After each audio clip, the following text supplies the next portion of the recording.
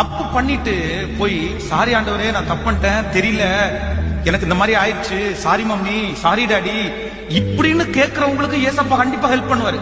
சரி ஓகே என் பிள்ளை. ஆனா சில திமிர் படைப்பாங்க பாருங்களேன். என்ன ஆமா நான் இப்ப தப்பு பண்ணிட்டேன், என்ன ஆமா நீ என்ன பெரிய யோக்கியமா, நீ என்ன பெரிய நல்லவளா, நீ என்ன பெரிய நல்லவனா, என்ன ஏசு என்ன வேற வேலையில அவன் கத்திட்டு தான் இருப்பான். இந்த மாதிரி மனசுல நினைக்கிறாங்க பாருங்க, அவங்க பட்சத்துல ஆண்டவர் ஒரு நாளும் ஹெல்ப் பண்ண மாட்டார். அன்னைக்கு யாருமே உனக்கு ஹெல்ப் பண்ண முடியாது. என்ன வேணும் தெரியுமா? மனத்தாழ்மை வேணும். இரிட்டேட் பண்றது, கிண்டல் பண்றது, நக்கல் பண்றது, இன்னொருத்தருடைய பலவீனத்தை வச்சு அவங்க அசுத்தமா பேசுறது, இந்த கேரக்டர் எல்லாம் இருந்துட்டீங்க அப்படின்னா நீங்க எதிர்காலத்துல ரொம்ப கஷ்டப்படுவீங்க. நம்மள மாதிரி அவனும் ஒருத்தன் தான், அவன் நம்ம கிண்டல் பண்ண கூடாதுன்ற உணர்வு உங்களுக்கு வேணும். இது எப்போ வரும் தெரியுமா? ஏசப்பாவோட நீங்க இருந்தீங்கன்னா அந்த குணம் எல்லாம் உங்களுக்கு